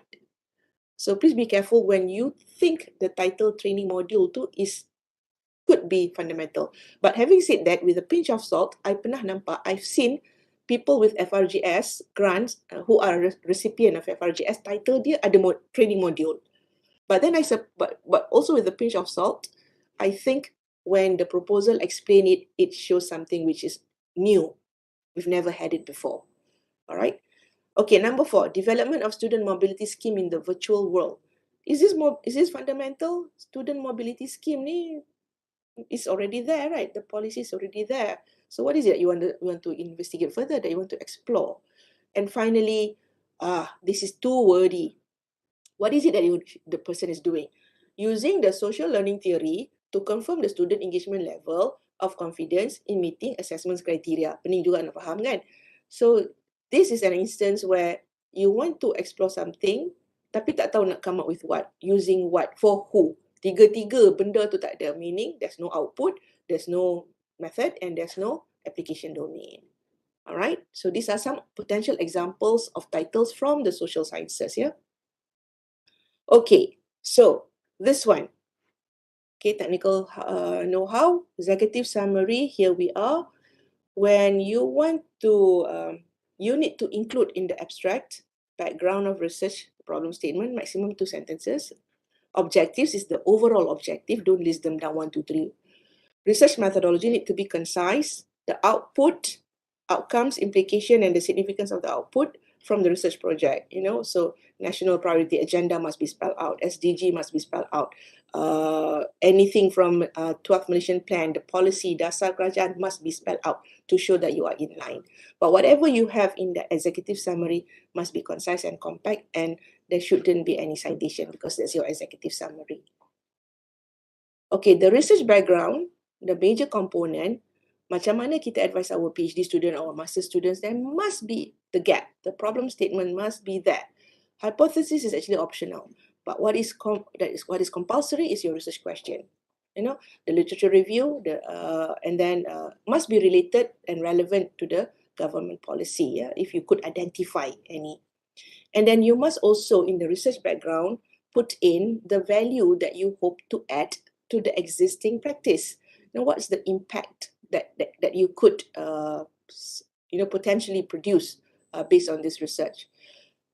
And also the research background need to be short but thorough enough. Short but thorough enough. How do you do that? You must include similar studies done before and their findings. You know, you put that in summary version.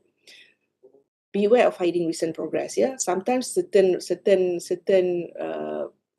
research they've conducted, but they're already telling you the findings, indicating that you don't have to do what you want to do. So be mindful. Some assessors within that area, they are aware. So do not underestimate the potential knowledge of the assessor.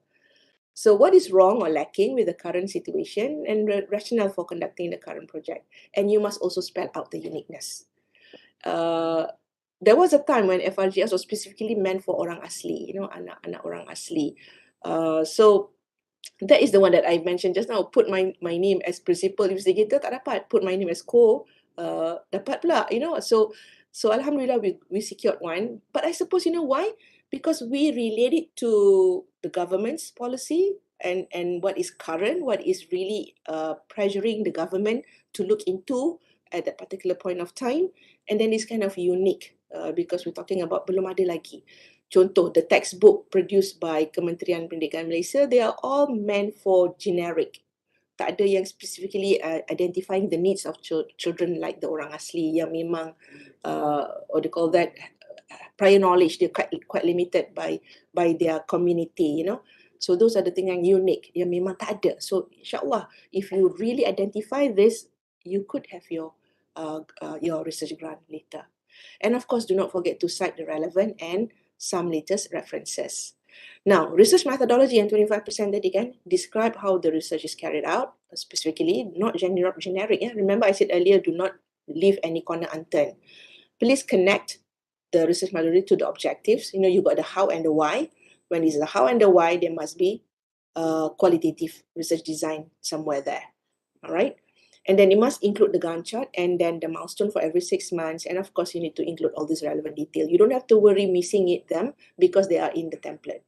Tapi, how do you put that down? Sometimes it's how you organize it. So if I may suggest to you, you have a subtopic. This is what do you call that? Population. This is sample. This is sampling technique. This is instrumentation. This is instrument A. How you develop that. So you sort of like subtopic. Jadi when the assessor read it, they can say, oh, you have all the information there. All right. And of course, don't forget the ethical clearance. So expect the results of the benefit. Of course, fundamental must be something new. New theories, new findings, new knowledge. Research publication, again, I said, if possible, provide the impact factor. And if there is a specific or potential application, you know, virtual reality module for children with autism. Obviously, the children with autism, can be using it, right? But at the moment tak ada because we don't have a framework to refer to when we want to come up with such module. And so on and so forth. You can read that on the slide, yeah, number of PhD students and also the impact. Now, evaluation criteria, there are 9 main criteria. Each 9 main criteria will total up to 27 sub-criteria. And all of these main criteria must be fulfilled. You see all the green ticks over here. All right, so this is the assessment criteria. So what will appear on the dashboard of the assessor? Like this. All right, it's kind of easy. Everything is digital. Everything is there. We can open and minimize your proposal, and you want to refer to it again. For example, we have forgotten what we read, and we go back to it. It's all there, all in one system. And for example, here you can see, right? These are the rubrics, for the title, which is 5%. And then they have that weightage. When you got an 8/10, it becomes a 4 actual score. All right. So what is actually worrying, remember earlier on I said you can get a 95% total, but there's one item with a 4. There has been incident, and I witnessed it myself, where the track record was given a 4. Nampak tak ni? When this is a 4, automatically it becomes not recommended. Alright, so need to be very, very careful. The markah tidak boleh. Sebab dia kata dekat sini kena 10 tau. Markah kat sini, they are happy, balanced team over here. When this is a 10, and then it's a 5. Alright, and of course, this is the quality of the proposal, the language, how meticulous you are, how organized you are, how you made it easy for the assessor to see the content of your proposal, not to miss anything, to spell it out, Oh, before I terlupa, when we did that penaziran at UiTM level, can we do it at least twice, right? At KPT level, we can actually look at what was commented earlier. So dekat sini, when you want to know the meticulous ke tak meticulous ni, what RMC is doing for you, yang ding dong 2 kali, 3 kali, jangan marah mereka, they are trying to make you get more marks over here. Because assessor will go to look at previous version. Dekat my grant tu, kita boleh tengok version 1, version 2, version 3. Kalau you ding dong 2 kali, version 1, version 2. Ding dong 3 kali, version 1, 2, 3. We will see what were the comments given, how did you do the what corrections were done, and then what happened in the second round and what happened in the third round. So then we can see, oh, meticulousnya, nampak begitu. Then that's why we could understand maybe pada markah yang kita bagi tinggi tu, because that has been very scrutinized at the first part at the university level. Pada markah yang kita terbagi rendah tu, kita tengok balik, wasn't it identified earlier on? And then kita, oh, tak ada, patutlah, those are the things. Okay, so of course this one is actually your extra marks, but remember I said the moment markah you hit 75, this will pop up automatically. If your markah total is less than 75, this one will not appear on the dashboard of the assessor. Okay, this is the budget. Senang aja kita orang nak assess whether it is acceptable, good or very good, poor ataupun very poor. Dia tu aja. Alright, dia tak ada markah di situ, tapi acceptable tu, but then dia akan kata recommended. What is that? It is recommended. Kat sini. Alright. Okay, so these are some of the comments given by the assessors when it comes to maklumat penyelidik. Such a simple thing. Your profile tak updated. Sayang, when assessor tengok dekat who is this person nak jadi PI ni, and then tengok kenapa tak update, there's no information yang latest, cuma information is 3 years and above, 3 years ago and above. Alright, pencapaian projek lulus, again, this is something that had happened also. Beria dah tulis proposal, submit, and suddenly only to realise the previous one is not even 75%, the active one, and the previous one is not logged as completed 100%. So that's kind of quite a shame lah, you've done so much and yet proposal you rejected because of only that. And then peruntukan sometimes tidak diperincikan. Example, you nak beli smartphone, you need to justify why you need that smartphone. And everything needs to be spelled out. Again, as I said, you must treat that your viva. You are not there to answer to those questions. So you provide all the potential questions that could be asked to you. maklumat tambahan, the flow chart, the research procedure, tu yang gunanya appendix tu ya, jangan pandang remeh to the appendix punya menu. Okay, proposal. Do not underestimate the importance of similarity check. We are doing that to our student. It's the same thing with us when we want to submit the proposal. We need to ensure our similarity index is not high lah. What is not high? Is it below 20% or is it below 30%? Mungkin RMC boleh advise ya. Alright. Okay, kalian project as I said, mesti ada seorang co-researcher from the same institution. You know why? Just in case the main researcher tu dapat panggilan untuk dipinjamkan ke mana-mana, you know. Tiba-tiba dia keluar tinggal tekuk-tang-kanting that research, tak ada orang nak ganti. So that is why the immediate co-researcher from the same university will be appointed. In fact, you have to identify in the research grant template, proposal template, you need to identify amongst these co-researcher which one will be could be appointed as pengganti main researcher or principal researcher. And then number 7, very important. Itu yang I said earlier.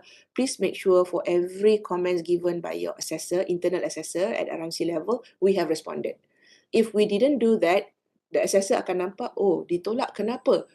There was pindaan yang disuggest, but the person did not do anything about it. So that is why RMC level kan, assessment at RMC level is done twice, once or twice or 3 times. You must make sure all the comments are responded to. Whether you agree or disagree, the justification and the corrections must be shown. Now, more important, we're getting to more and more serious ones. What are the top 10 reasons for rejection? This is from my personal observation, as well as a few others that when we discuss and we talk about it, and also from KPT lah. KPT pun give us when we've got the postmortem of FRGS, we are given information, top reason why rejected the proposal yang we thought could get but didn't get, you know, walaupun dah saring kat peringkat universiti. Number 1 is always research methodology. Mana-mana cluster. Number 1, top in the list why your proposal was rejected is because of research methodology. Alright. Number 2, it is not fundamental. It lacks the criteria of FRGS. Alright.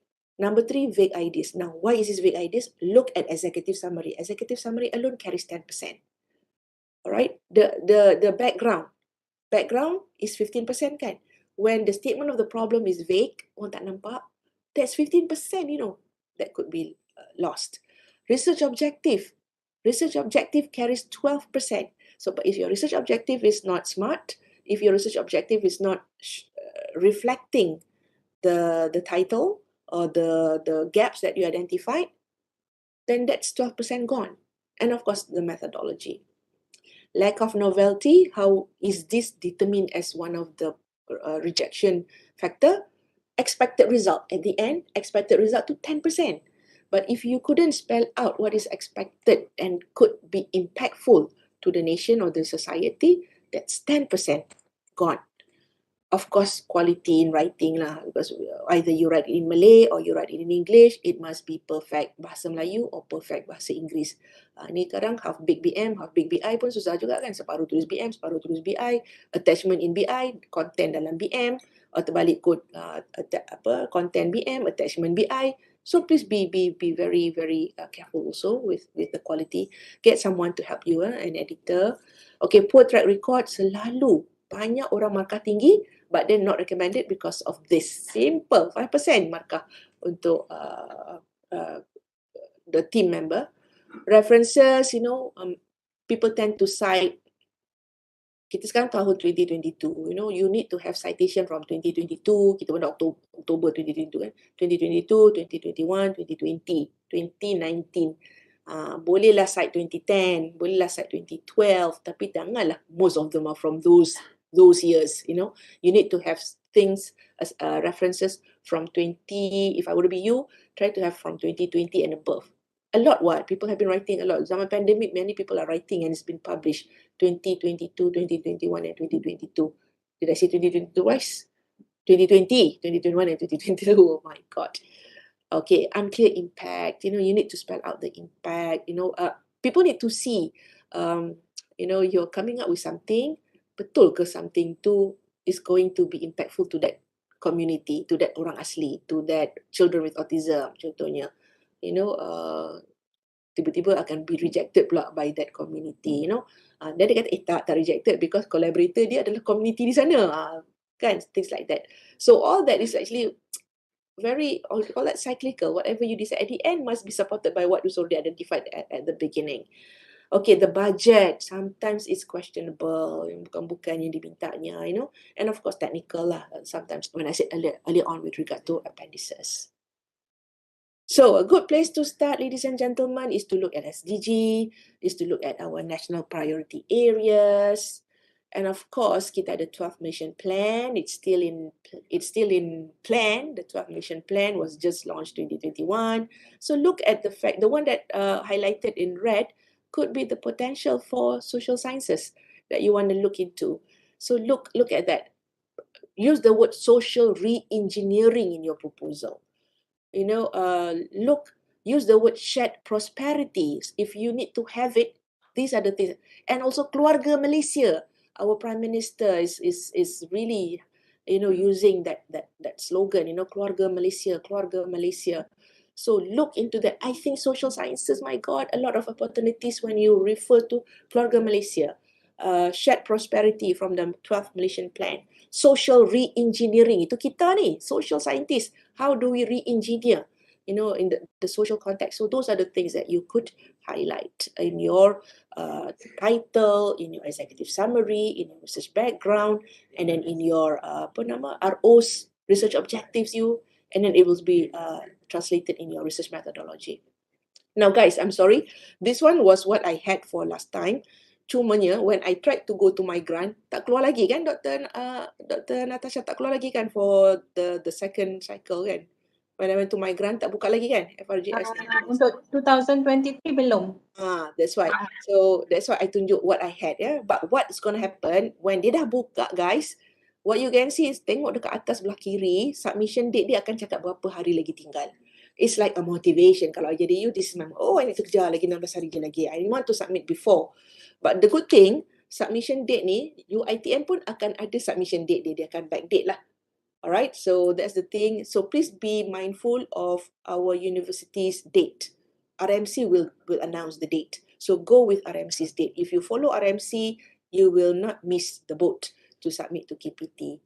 Alright, and when you choose, select this part, select the grant scheme, make sure you choose FRGS of that exercise. I think it could be 2023-1 kot, yeah, Dr. Natasha. Yeah. Betul, for per cycle lah yang so it should be FRGS 2023-1 for the next one. All right. So when you want to prepare the proposal, always ask yourself, what's the new thing? What's the novelty? Apa dia? Apa yang uniknya? How can I really secure this? What will really touch the heart of our government? And that's all that I have for now. We've got about 10 minutes. Should there be any questions? So I'm going to stop sharing for a while. Back to you, Dr. Alright, thank you Professor Dr. Faizah for the valuable input and tips, not only in guiding all the attendees in preparing the research proposal, but also motivating them, first lah, including me, in winning the FRGS research grant. Okay, it is really an eye-opener to everyone, I believe. Right. So now I'll open the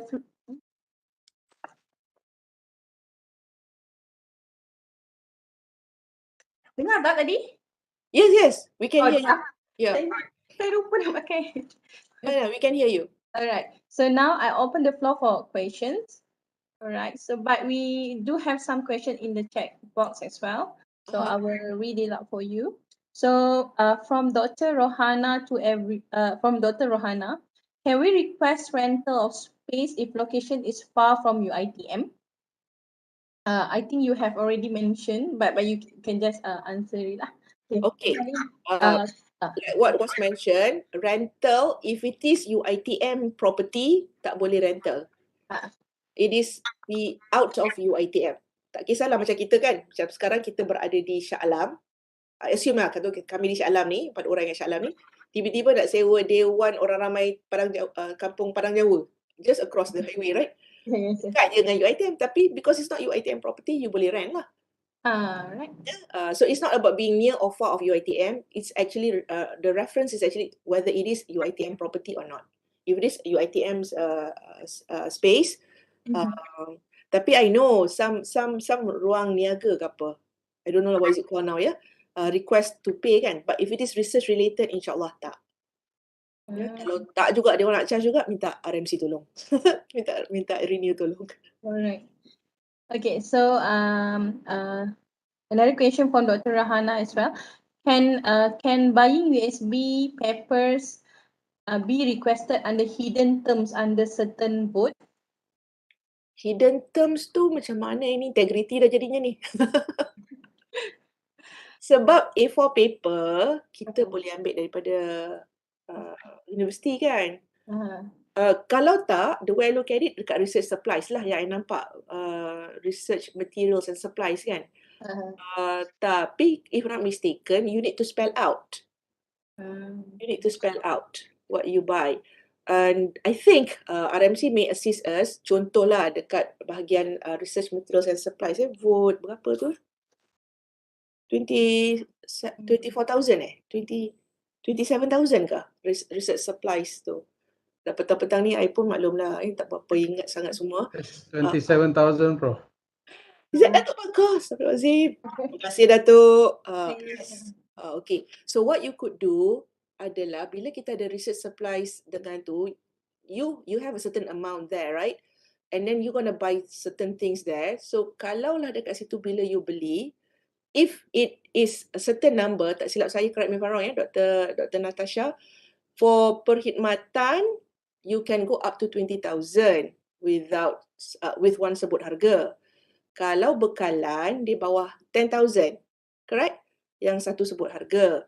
So bawah 10,000 tu you can buy quite a lot. So you can actually spell out the things that you could need for the bekalan. But when it comes to A4 paper tu, I don't think you need to spell it out lah. But when you get the money to, you do the claim, it includes supplies that you need for your research.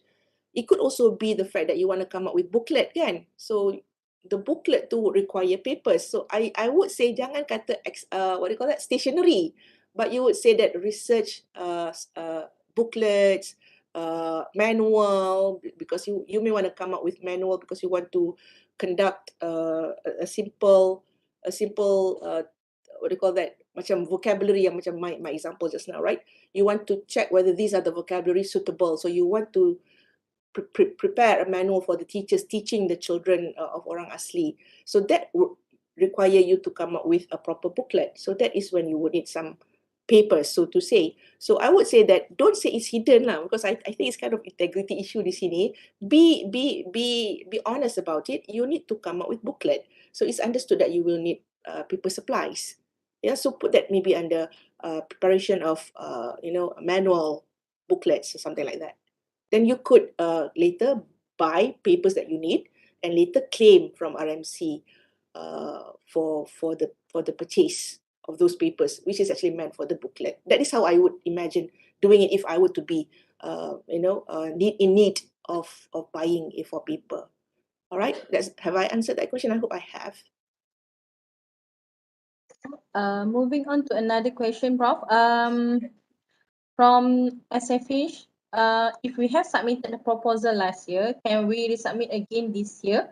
Is there any imposed or minimum similarity index that the assessor will check based on the previous submission record?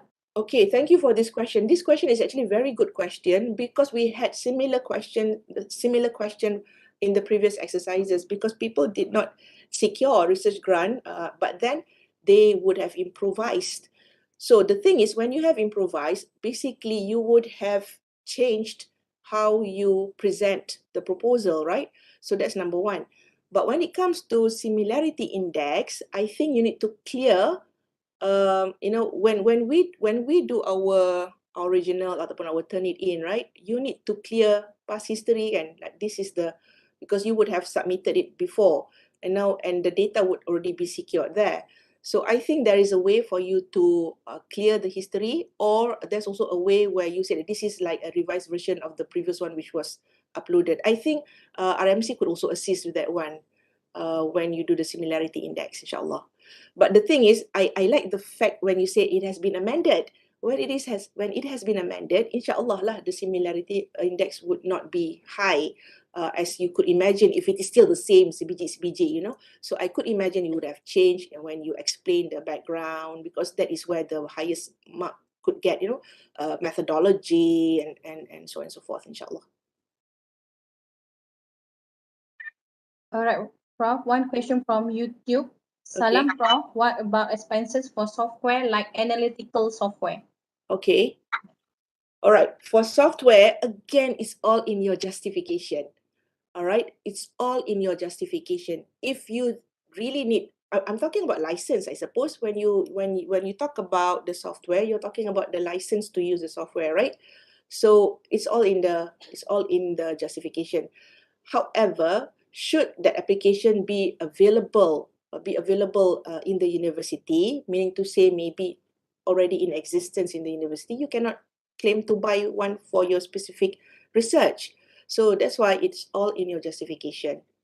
Yeah.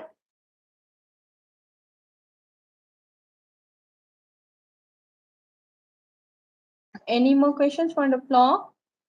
I'm also looking at the chat box. Apparently.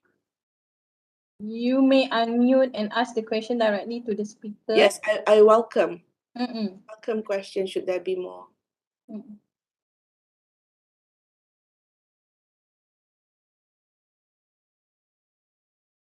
Ngantuk dah kot kawan-kawan kita dah. 2 hours. 2 hours of listening to me. InsyaAllah. But I from the very bottom of my heart, guys, ladies and gentlemen, you guys are my fellow colleagues. I respect wherever you are, you know, from Perlis to Sabah. It could also be, could anyone else out of UiTM listening to this talk. I really hope whatever that I have shared with you could be of benefit, if not much, at least some, you know. I don't see that this cannot be done. Remember earlier on, I started with the fact that Nawawi just now lah kan. Remember, you're doing it because you want to do it. You love doing it, and you will be doing things that you love. You know, love what you do what you love kan. My tagline tadi. So jangan fikir, yo ini KPI. Jangan fikir ini nak ikut orang-orang lain buat. Fikir that you are a lifelong learner. That's why you end up teaching at a higher education institution, and fikir the fact that you want to be known in this area. People will see your visibility because you've got your publication. Whenever they see you, you talk about this area of the one that you're professing in. So you stay true to that bidang of yours, and that's why you are the academic in this institution. Yeah. So sangat berharap lah, it's something which is doable. You know, many people have secured it. No different from you and I. Let's do this for UiTM, and also, but most importantly, for us as an academic in UiTM. Okay? Itu macam nak buat conclusion lah pula kan, Dr. Natasha. InsyaAllah. Okay, Prof. Okay. Memandangkan saya rasa tak ada lagi soalan from the floor. So, boleh saya end the session, Prof? Okay, floor is yours. Silakan. So, again, on behalf of the organizer, Deputy Vice-Chancellor Research and Innovation Office, I would like to thank our guest speaker for today, Professor Dr. Faizah, for the beneficial sharing session, and all the attendees for making this wonderful program a success. Right? So thank you so much for your time, and we hope to see you at the future event. Right. So akhir sekali saya tutup program kita dengan tasbih kifarah and suratul as. Terima kasih, Prof. Sama-sama, Dr. Natasha, and to all of you there, all the best. Go get it. Go get it, okay? I look forward to hearing the number of applicants to meningkat-ningkat daripada tahun lepas. All the best, guys. Alright. My prayers are with you, insyaAllah. Bye-bye. Thank you.